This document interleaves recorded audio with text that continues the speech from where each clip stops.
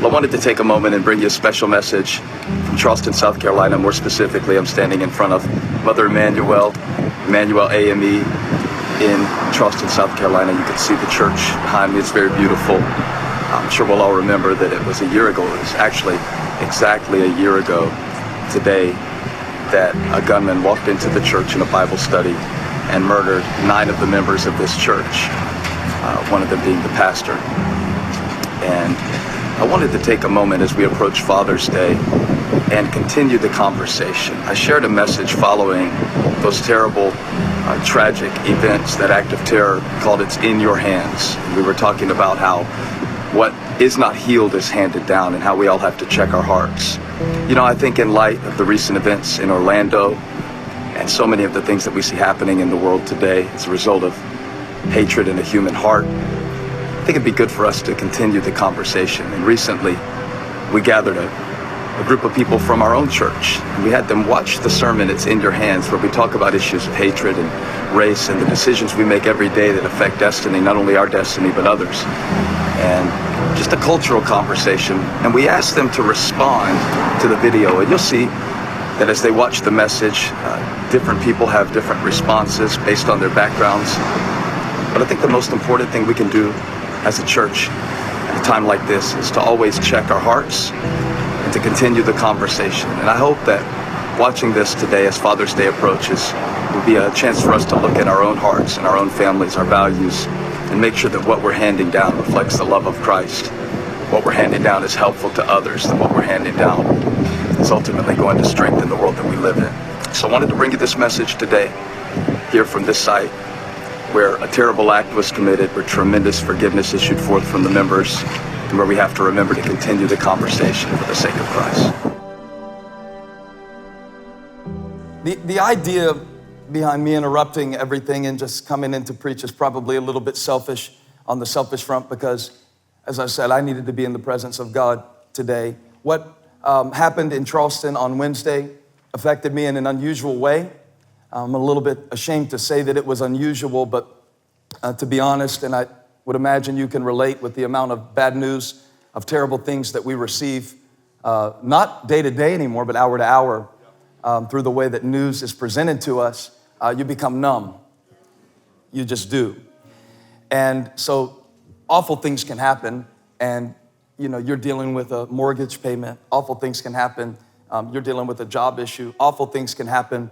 And you say, my heart goes out, but then God allows something to come close enough to home where your heart doesn't go out to them, but it gets in your heart. And it breaks your heart. And that has to happen, that God has to allow your heart to break sometimes so His light can come in. Otherwise, your heart would be hardened. Like ground can't produce anything if it's never broken up, and neither can your heart. And So it broke my heart when Holly woke me up Thursday, said there was a shooting in Charleston. 9 people are dead. They believe one of them is was the pastor of the church in the Bible study in Charleston. I said, that's terrible. And then the next thing that she said to me when she said, and it was a black church, I couldn't understand at the time, and I'm gonna lead you in today to understand why that was so significant to me personally. But at that moment, it shifted from that's terrible to it became personal for me. And I'll explain why in a moment, so I just ask you to go with me here and journey, because God gave me permission or release in my heart today to share some things about how I grew up that will help you understand, I guess, who I am as a pastor by understanding where I've been as a person. I had friends whose family died, who was killed in that. So it was almost like what Pastor said, it hit home, you felt that. So I had no idea what to expect to come into the church. I was still just trying to process that it happened. I woke up to a text from LB that said, we're not gonna allow the devil to steal our joy. I kind of stood by the doors and just watched people come in, as I kind of do every weekend, and you could just tell that people were feeling it. Their body language was showing that they were hurting. It's easy, to look at the situation like that and see fear and not want to talk about it and not want to address it. But Pastor took the time to say, I'm not going to be silent about this, because sometimes that can be the loudest thing, being silent when things like this happen. I don't know if I've ever seen a white pastor address some of those same issues that have been committed against people of color. So that was refreshing. Honestly, until I came to Elevation, I think church was the most segregated place on Sunday, because you have white churches, you have black churches, you have whatever that denomination is. And it wasn't until I came here, and this is really what I think God represents, it's unity. So I think, especially being in the South, it's still there. I'm not gonna sugarcoat and say it's not. But having a congregation where it's like all of us coming together as one, at least we're making some kind of effort trying to change what it is and make it how God wants it, as a family. In that moment, you could see that people were more united than ever. Yeah. You know, even though it was a big thing, a bit like a tragedy like that. You know, when you came to Elevation for the first time, you feel everybody hugging you. You know, you don't have that problem of, you know, since we have this diversity, you know, of people from different countries, different languages. Like in my case, you know, I come from a Hispanic church, and I never thought I was gonna be accepted the way I was accepted here. So I gave my life to Christ personally, grew up in church, gave my life to Christ personally. You know, there's a difference. Gave my life to Christ personally, my decision, not my parents. Gave my life to Christ personally at age 16. And then a year later, and this is the kind of the gap I want to bridge to help explain a little bit of my heart. A year later, my friend Chris Dixon invited me to join the Voices of Unity gospel choir. And his mom, Martha Dixon, Miss Dixon, was an accounting teacher at the high school, and I took a class with her, remember Miss Dixon? And she started putting pressure on me because she knew how much I loved gospel music. She knew how much I loved John P. Key and the New Life Community Choir, and I had just gotten my first Kirk Franklin tape, cassette tape. That was life-changing. I will never forget the first time that I heard "Save You're More Than Life to Me," and I was so excited about gospel music. And Chris said, "Well, why don't you come sing with us?" I said, "Chris, I can't come sing with you. I'm the only white guy in the black gospel choir." But he would not leave me alone. He's like, "No, we want you. Come sing with us. It's not about your." So he invited me, and I came. And Miss Dixon, she would tell me every time, "Now you better come. I'm counting on you. You better come." And so I came, and it was amazing. I sang with them all year. Now let me tell you a few things about that. A few things. Number one, they were so gracious to me. On our spring concert, when we would march into the sanctuary, there was a little processional from the back of the church into the sanctuary. And when they were first teaching it to me, it was a little complicated for me. It was a little bit more than I could handle. They simplified the march 3 times until I could participate. I know I hadn't read a scripture yet, but I'm just sharing with you today. So the spring concert comes around, and I make all of my friends come. Eric, I don't think you showed up at my spring concert. I'm still bitter. But it was at Monk's Corner AME Church, and they gave me a solo. Now, I found a VHS tape, and I wonder, would it be okay? I know there's a lot of serious stuff going on in the world. So this is and I'm gonna bring this together in a moment and tell you where my heart is and what I wanna say to our church today. But first I want you to take a little trip back to Monk's Corner AME, Voices of Unity Spring Concert, 1998, the year of our Lord. Check this out real quick. This is the introduction. The next song is No Weapon. And Stephen came to the concert last year, and he was so excited. And he told a few of the choir members, I want to join Voices of Unity. Oh, your song's good. That's all he could talk about.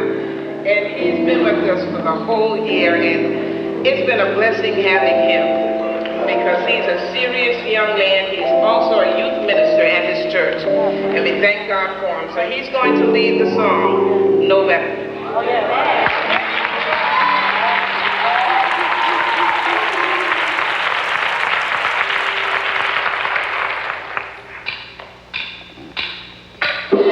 Now, if I thought you would enjoy it, I would.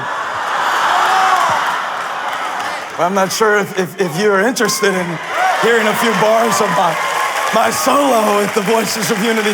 I don't know if you would be interested in that. It's not very convincing at Blakeney Matthews, so I'm not gonna.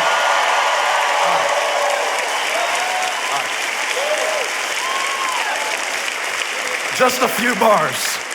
This is painful for me. Just a few bars. Just a few bars.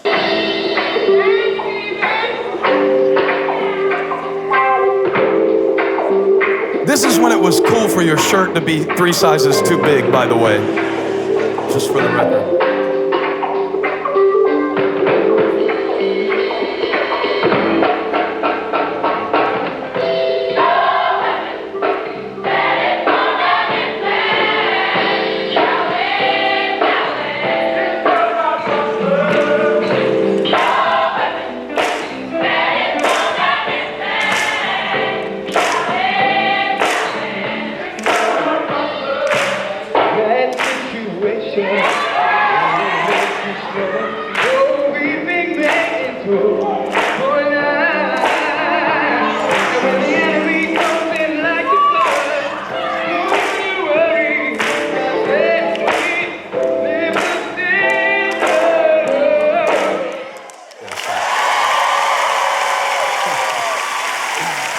Oh, well, thank you, thank you.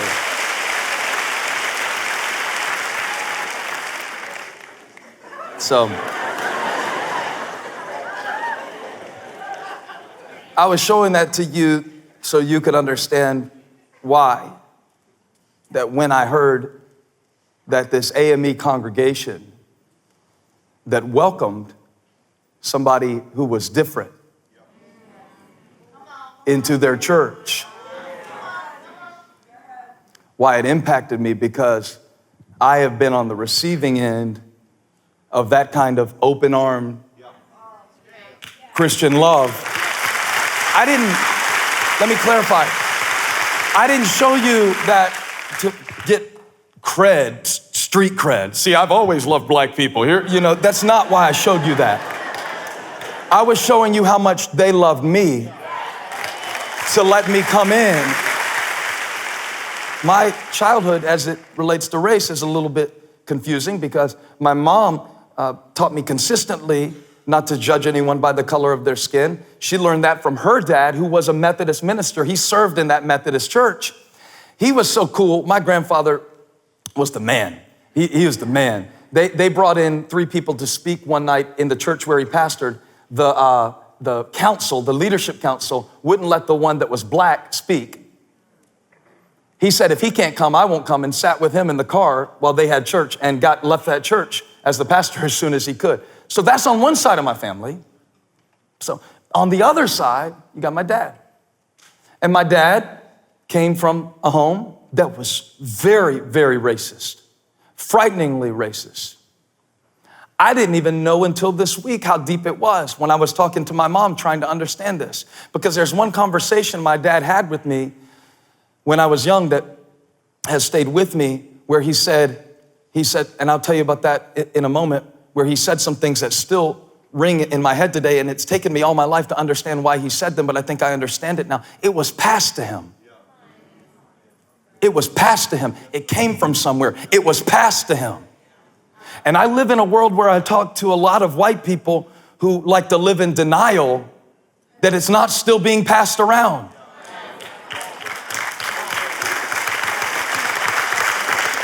And I hear people say things like, well, I'm not racist, but.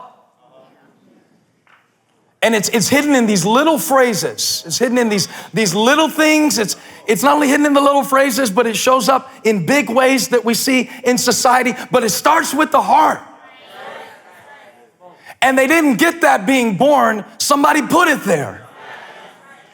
So I can't fix everything today, but I can lead you today to check your heart at a time like this.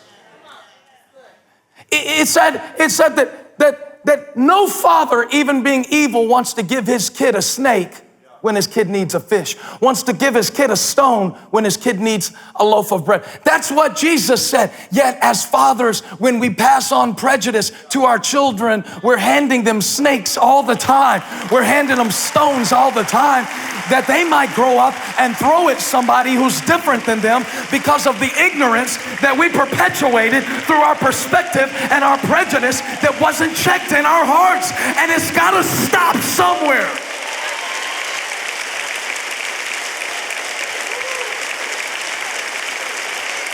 And I know I might not say it right today, but at least I'm saying something. Stop denying the divide. We're called to bridge it with the cross. So,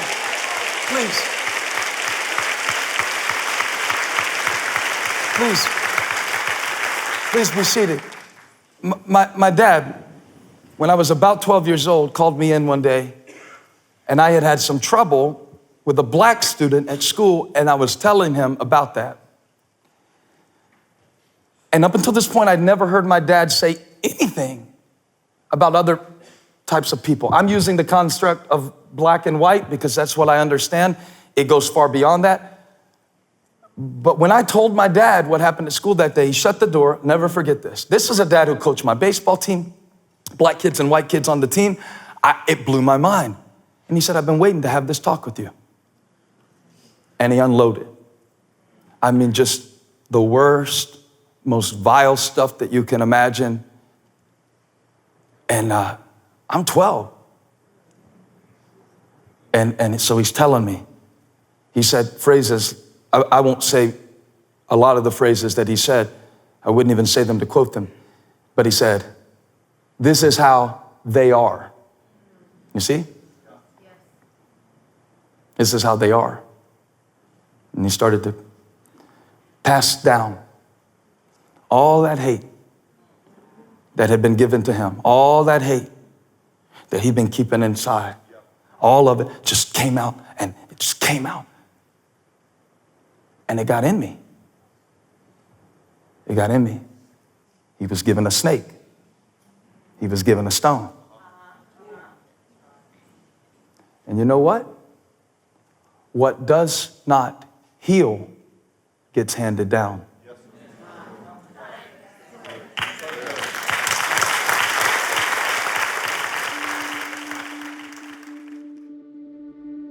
One thing that stands out to me is it says do unto others. It doesn't say wait till someone does it for you. It says you take the first step.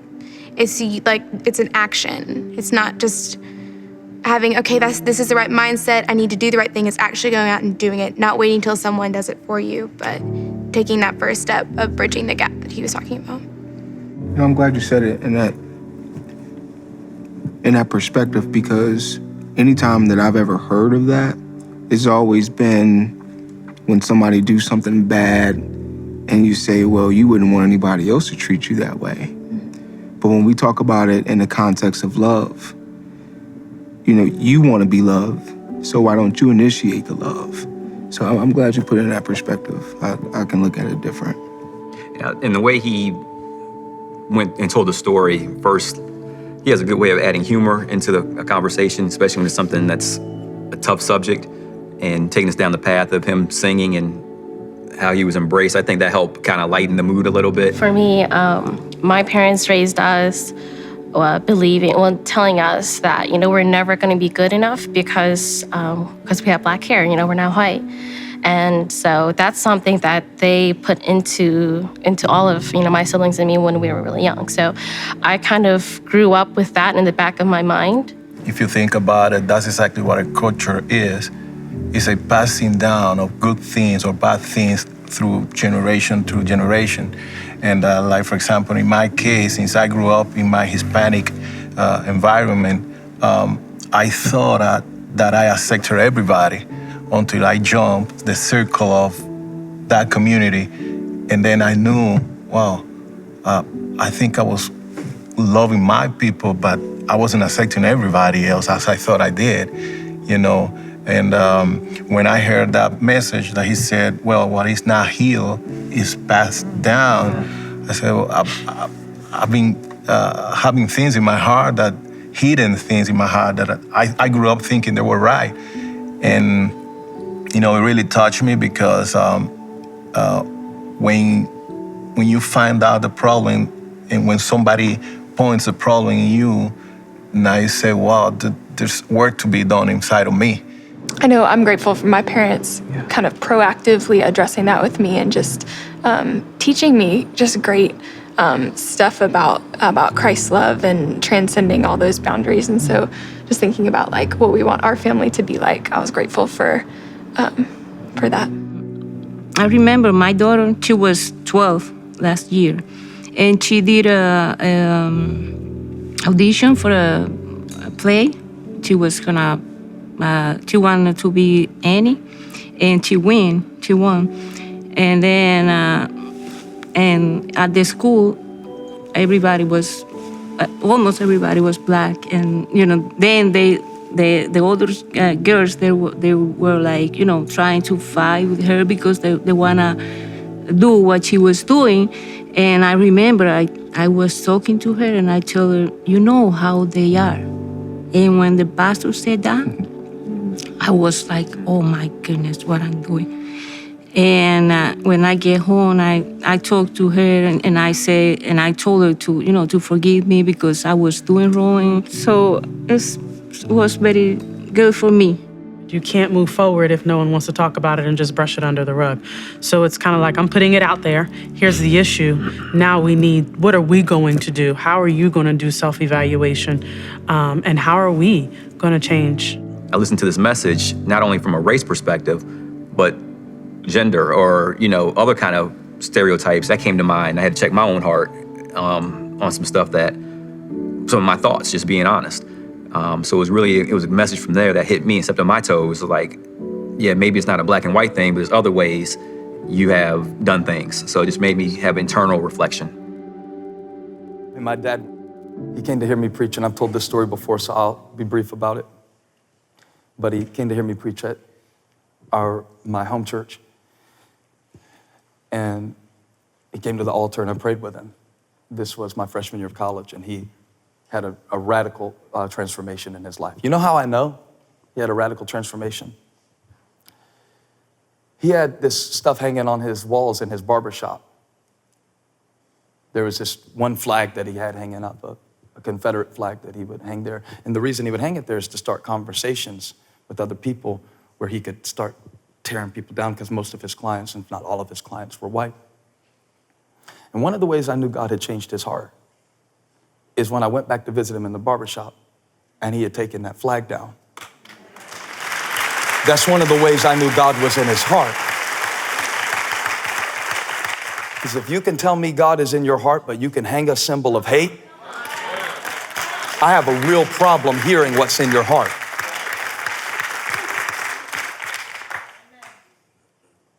I have a real problem hearing what's in your heart while you're hanging a symbol of hate. I have a real problem hearing what's in your heart. And I never understood the challenge and the complexity. As a white pastor, I never understood it. I never understood it until I opened my heart to it.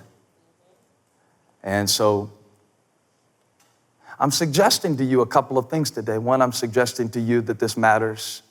Secondly, I'm suggesting to you that it's our responsibility. Third, I'm suggesting to you that you have a part to play in it. And fourth, I'm suggesting to you that it starts with change on the inside of each of our hearts. It starts there. See, my dad took down that flag, and there was other paraphernalia, racially motivated paraphernalia in his barbershop. He took it down. Some of his customers quit coming. And he kept it down. He let them walk, and I thought that was cool. I watched his attitude change in a lot of ways. I watched him struggle in a lot of ways too, like we all do.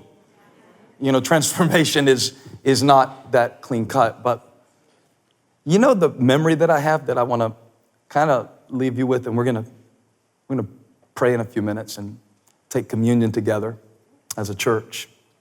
That's something that we've been passed down from Jesus himself that we can always do in any moment of doubt or crisis or joy or pain.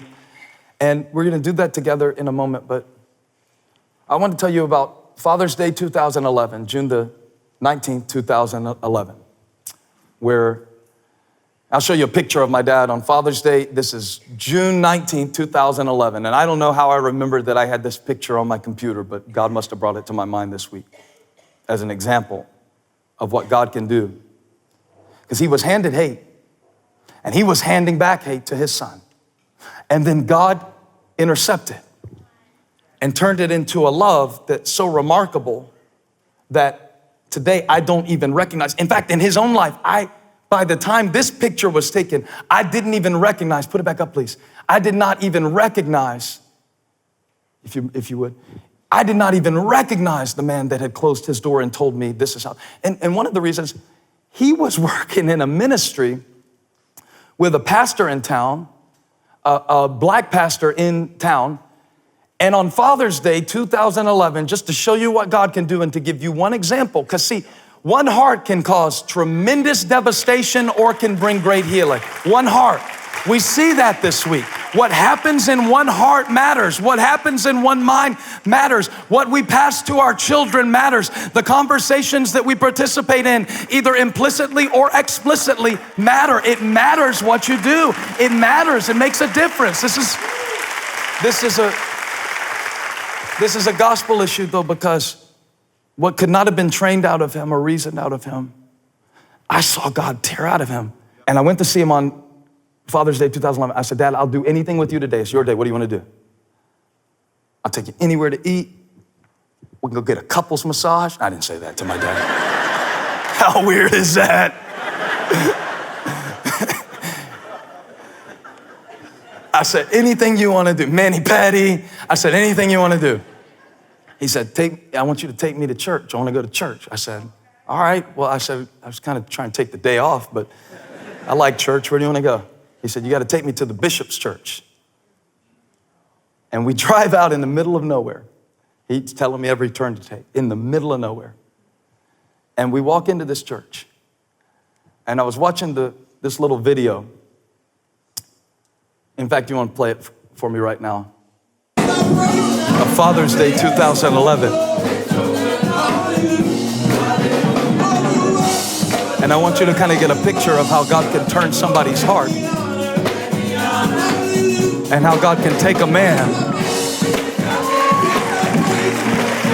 who was handed hate,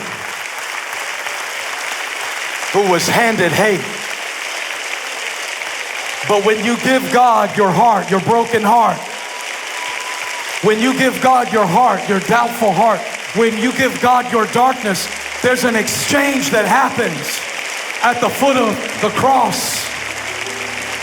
And he has a way to fill a heart with love that was filled with hate. And I came today not to offer any grand solution or to be some kind of racial unifier in my own right, but just to ask a question that I think is my part to ask you. What's in your heart? Because whatever change we need to see beyond this room starts in our hearts.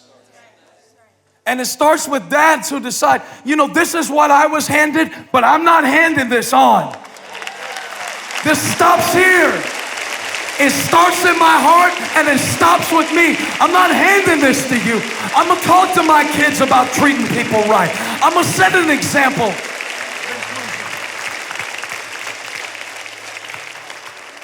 The gospel looks like this, church. The gospel looks like this.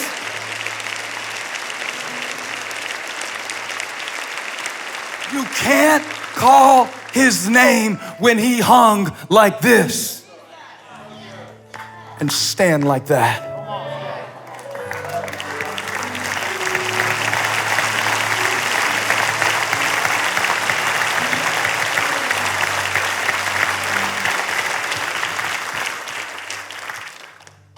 Like this, they let me sing in the choir and cheered for me and taught me how to march in something that approximated rhythm. And I am who I am.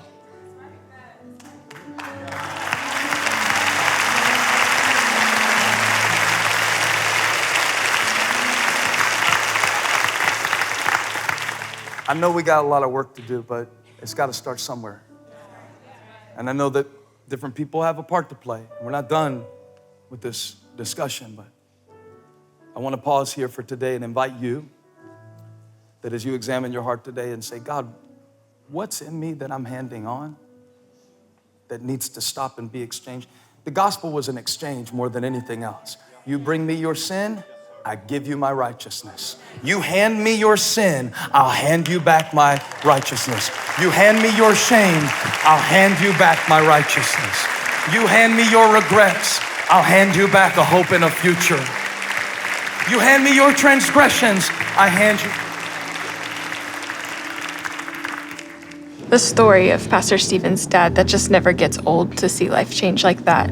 That I think it's just such a great picture of the gospel, that our God takes us just like we are, but loves us too much to leave us like we are. And so I just love seeing, like, it just never gets old to see people's just perspectives and lifestyles and everything about someone change when they've encountered Christ. I remember when that portion of the sermon came up, I kind of teared up, because for that man to be that way for all those years, and to change, I guess within a couple years of his death, that's nobody but God. Nobody but God. I mean, it kind of just gives me chills now. So that was definitely a blessing. For me, it's the boldest statement I have heard from Pastor Stephen when he said, we're not waiting on the move of God. We are the move of God. So if we pinpoint the problem in our heart, we have to work on it. God's not gonna do it apart from us, he's gonna do it through us because we are his manifestation. And what really jumped out for me in this whole event is what's really standing out, because this is no longer in the media. It's no longer publicized. But the fact that we're coming together now and having this focus group, or this round table, if you will, almost a year later, or 11 months later, speaks volumes of, like, it's not just because of that incident right then. It's like, how can we continue to push the envelope forward? How can we continue to have race relations? How can we continue to grow as a church? You know, I got a lot of stuff to change in me, but in order for me to change, it needs to be with the people of God, with the church together. When people look at us, they need to see Christ. So the church is the one who needs to reach out there as a group, as a body. I felt like our campus had a charge walking out of that weekend of, like, we're the church, we've got to do something, you know, and there was kind of just like the energy coming out of that weekend was crazy. Going home, probably sending my highlight email, and I was just like, man, I love my church. Not to worry about what anybody is gonna say, and to bring that situation to light in a church atmosphere. I love my church.